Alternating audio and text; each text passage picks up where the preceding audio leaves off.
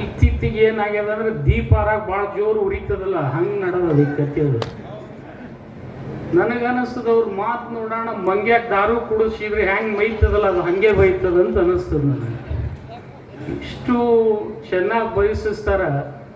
ಆಜು ಬಾಜು ಇಬ್ಬರು ನಿಂತಿರ್ತಾರೆ. ಒಬ್ಬ ಮಾಜಿ ಮುಖ್ಯಮಂತ್ರಿ ಇರ್ತಾನೆ, ಇನ್ನೊಬ್ಬ ಹಿರಿಯ ಸಂಸದರು ಇರ್ತಾರೆ. ಅವ್ರಿಗೆ ವೇದಿಕೆ ಮೇಲೆ ಬಂದ ಮೇಲೆ ಏನು ಹಾಕೋದು ಗೊತ್ತಿಲ್ಲ. ಆ ದಾರು ಕುಡ್ದವನು ಕೆಟ್ಟ ಬಯಂಗಿಲ್ಲ, ಶಾಪೇಟಿ ಗಟ್ರಕ್ಕಿಂತ ಹತ್ತತ್ತು ಬೈತಾರೆ. ಏನು ಕೆಲವು ಜನ ಚೀಕಿ ಹಾಕ್ತಾರೆ. ಇನ್ನೇನು ಮಾಡ್ಬೇಕು ನಮಗೂ ಅನ್ನಿಸ್ತದೆ. ನಾ ಅವ್ರಿಗೆ ಅದಕ್ಕೆ ಹೇಳಿದೆ, ಗಂಡ್ಸಿದ್ರೆ ಹೇಳಪ್ಪ, ನೀನು ಪಕ್ಷೇತರ ನಿಂದ್ರು ನಾನು ನಿಂದಿರ್ತೀನಿ, ನೀನು ನನಗಿಂತ ಒಂದು ಪಕ್ಷ ಅಂದರೆ ನಾನು ರಾಜಕೀಯ ಬಿಡ್ತೀನಿ ಅಂತ ಹೇಳಿ. ಅಂದ್ರೆ ಅವನಲ್ಲಿ ನಿಂದ್ರು ಶಕ್ತಿನೂ ಇಲ್ಲ, ನಿಂದಿರ್ತೀನಿ ಅಂತ ಹೇಳಿ. ನಾ ಮುಂದದ ಅದು ಹೀಗೆ ಬಾರಪ್ಪ, ನಾ ಮುಂದೆ ಹೋಗೋದು ಬೇಡ, ನಾನು ಉಳಿತೀನೋ ನೀವು ಉಳಿತಿ ಗೊತ್ತಿಲ್ಲ, ಇದು ಮುಗಿದ ಮೇಲೆ ನಿಂದು ನಂದು ಒಂದು ಆಗಲಿ ಅಂತ ಹೇಳಿ ಕೂಡ ನಾನು ಹೇಳಬೇಕಾಗ್ಯದ.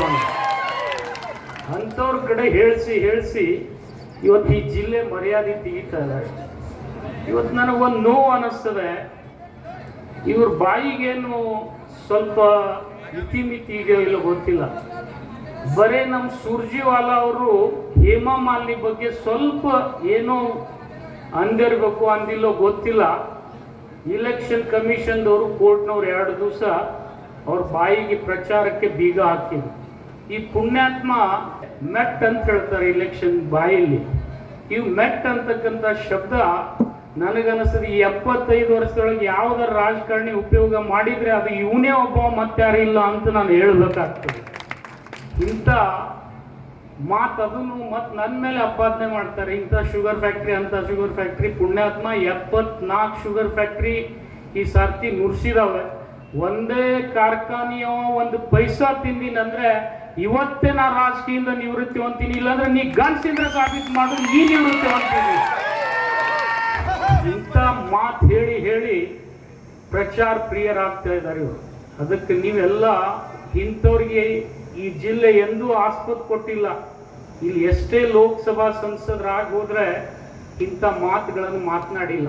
ಶಾಸಕರಾದವರು ಮಾತನಾಡಿಲ್ಲ. ನನಗನ್ನಿಸ್ತದೆ ಬಾಬು ರೆಡ್ಡಿ ತುಂಗಳವ್ರು ಇವನ್ಕಿನ್ನ ಭಾಳ ಚೆನ್ನಾಗಿ ಮಾತಾಡ್ತಿದ್ರು. ಇವತ್ತು ಅವ್ರಕ್ಕಿಂತ ಹೊಲಸು ಮಾತಾಡೋರು ಯಾರೂ ಇರಲಿಲ್ಲ. ಆದರೆ ಇಂಥವ್ರು ಈ ರೀತಿ ಮಾತನಾಡಿ ಇವತ್ತು ಈ ಜಿಲ್ಲೆ ಮರ್ಯಾದೆ ತೆಗಿತಾ ಇದ್ದಾರೆ. ನೀವು ತಿಳ್ಕೊಳ್ಬೇಕು.